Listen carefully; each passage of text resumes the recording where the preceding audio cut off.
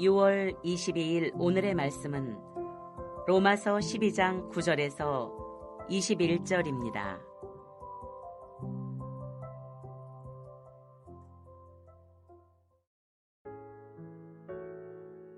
사랑에는 거짓이 없나니 악을 미워하고 선에 속하라.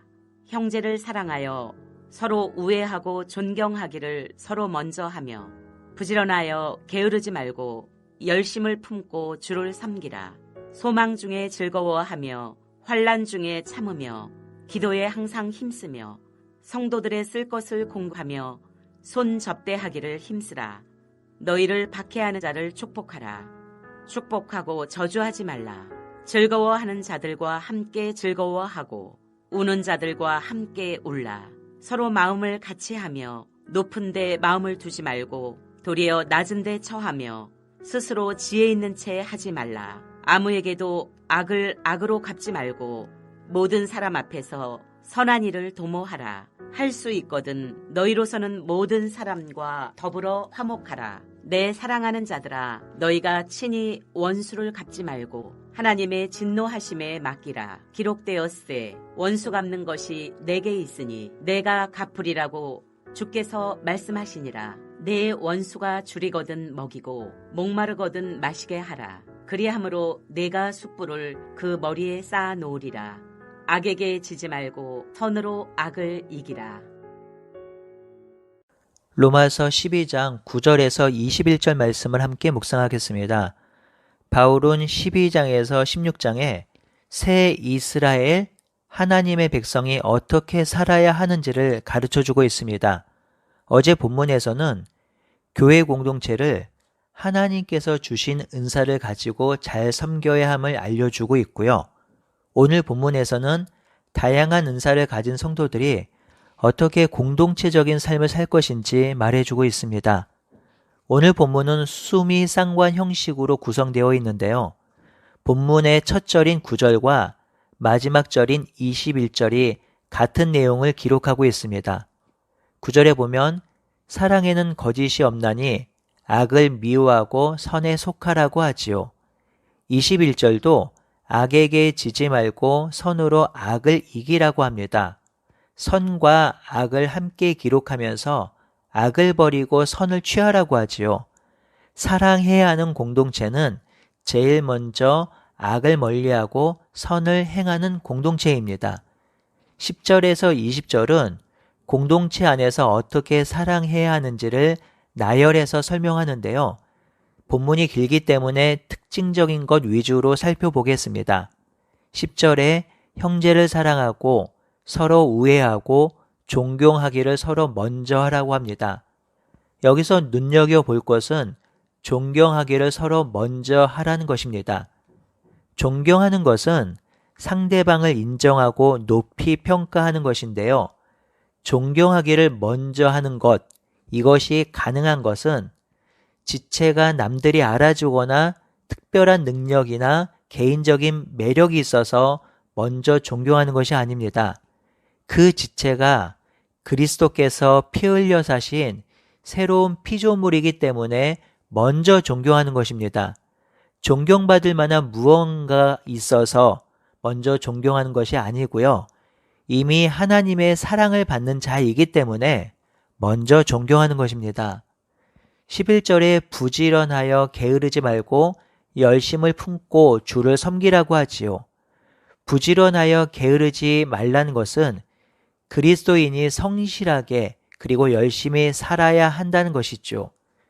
그래도 지금은 신학적 교정이 많이 일어났는데요. 전에는 세상 일과 교회 일을 구분하여서 세상 일을 열심히 하는 것보다 교회 일을 더 열심히 해야 한다고 가르쳤던 적도 있고요. 세상 일을 하는 이유도 교회 일을 하기 위함이라고 했던 적도 있습니다. 물론 바른 가르침이 아니지요. 세상 일과 교회 일의 구분은 없습니다.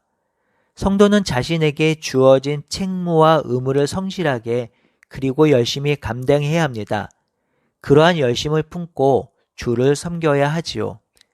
12절에 소망 중에 즐거워하고 환난 중에 참으며 기도에 항상 힘쓰라고 하지요. 여기서 소망은 개인적인 소망이라기보다는 하나님 나라 도래의 소망일 것입니다. 그 소망 안에 있으면 기쁨이 됩니다. 깨진 세상이 회복되고 하나님을 대적하는 사탄의 권세가 결박되며 하나님 나라 안에서 참된 기쁨과 온전한 안식을 누린 것을 꿈꾸고 바라볼 때 참된 소망을 누릴 수 있는 것이지요. 그런 가운데 즐거워할 수 있고요. 그런 가운데 환난이 오면 그 환난을 견디고 참을 수 있는 것이죠. 특별히 이렇게 환난이 올 때 무엇보다 성도는 기도에 힘써야 합니다. 기도해야 환난을 이기고 소망을 가질 수 있게 되거든요. 세상은 우리에게 그러한 소망을 갖게 하지 않습니다. 눈에 보이는 것들로 성도들을 현혹하며 눈에 보이는 세상이 다라고 알려주므로 소망을 빼앗아 갑니다. 그럴 때 우리는 조용히 눈을 감아야 합니다. 잠시 눈을 감고 하나님이 보여주신 소망을 바라봅니다. 그리고 그 소망을 붙들고 살아갈 수 있도록 기도하는 것이지요. 그럴 때 힘들고 어렵고 고통스러운 삶이 있을 수 있지만 그래도 즐거워하고 참고 인내하며 살 수 있는 것이지요. 13절은 성도의 쓸 것을 공급하고 손대접하기를 힘쓰라고 합니다. 이 가르침은 예수님께서 너무나도 중요하게 강조하셨던 말씀이지요. 마태복음 25장에 보면 참된 그리스도인인지 아닌지를 결정하는 기준을 손대접이라고 말씀하셨습니다. 예수님께서는 줄인 자들, 병든 자들, 가난한 자들, 옥에 갇힌 자들을 돌본 것이 예수님을 돌본 것이라고 하셨지요.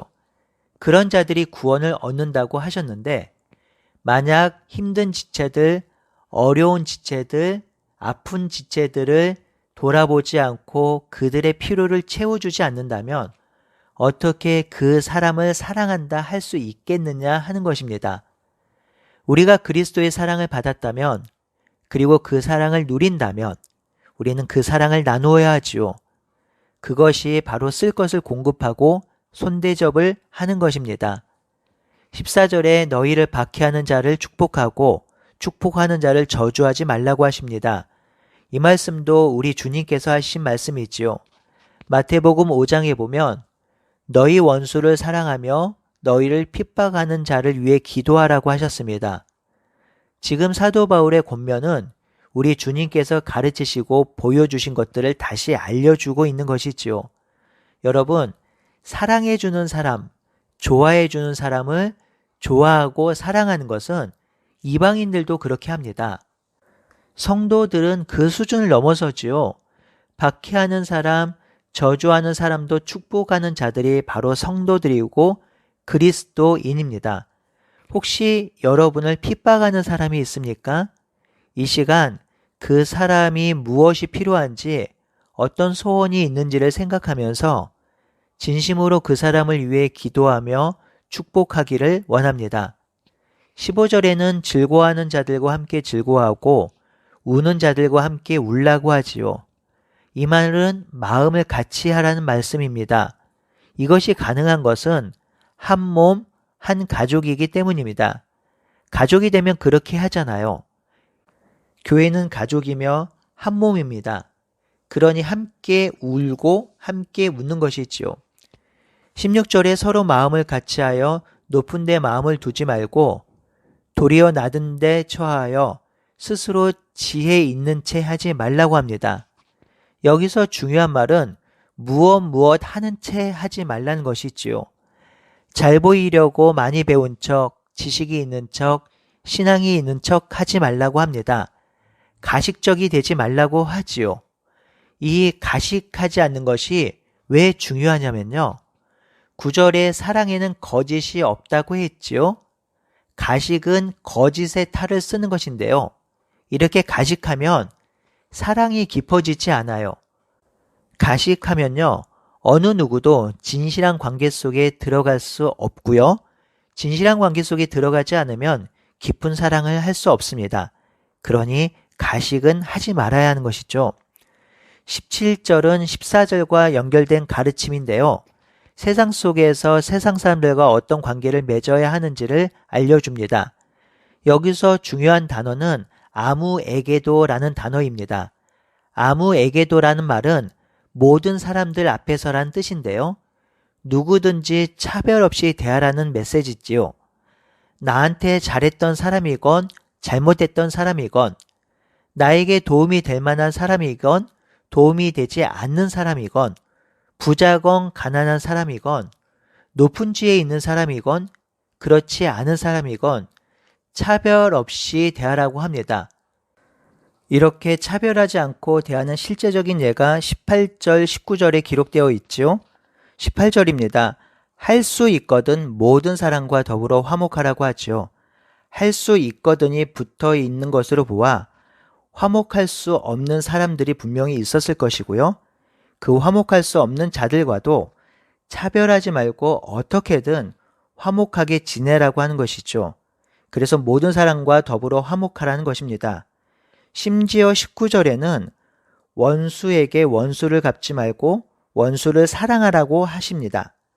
이 말씀은 적용하기 너무나도 어려운 말씀이기 때문에 바울이 부연 설명을 하지요. 그렇게 할 수 있는 것은 원수 갚는 것은 하나님께서 하시기 때문에 그리할 수 있다는 것이죠. 하나님께서 하실 일은 하나님께서 하실 것이며 성도가 해야 할 일은 성도가 하라는 것입니다. 원수 갚는 것은 하나님께 맡기고 성도는 원수까지 품는 것이지요. 20절도 같은 맥락에서 이해할 수 있는데요. 원수를 손대접하라고 합니다. 그렇게 함으로 숯불을 그 머리에 쌓아 놓는 셈이 된다고 하죠. 이 의미는 원수에게 선을 행함으로 그 원수가 부끄러움을 느끼게 함으로 잘못을 깨닫게 한다는 것입니다. 이런 바울의 권면이 때로는 부담되기도 하고 때로는 어떻게 이렇게 살 수 있을까 하는 마음이 들기도 합니다. 여러분 기억하십시오. 이 권면은 의무가 아니라 특권입니다. 새로운 피조물, 거룩한 백성, 새 이스라엘, 하나님 나라 백성으로 정체성이 변화되었으니 변화된 존재로서의 삶을 살라는 것입니다. 반려견이 아무리 이뻐도 반려견에게 사람의 삶을 살라고 하지 않습니다. 반려견은 반려견일 뿐입니다. 사탄의 종노릇 하는 사람들에게 이러한 삶을 살라고 하지 않습니다. 생명이 없는 자들은 이러한 삶을 살 수 없습니다. 하지만 우리는 새로운 피조물로 변화되었으니 그 피조물로서의 삶을 사는 것입니다. 바울은 그것을 가르쳐주고 있는 것이죠. 그러니 오늘 하루도 새로운 피조물로 하나님 나라 백성으로 하나님의 자녀로서의 삶을 살아가는 우리 모두가 되기를 바라고 소원합니다. 아멘.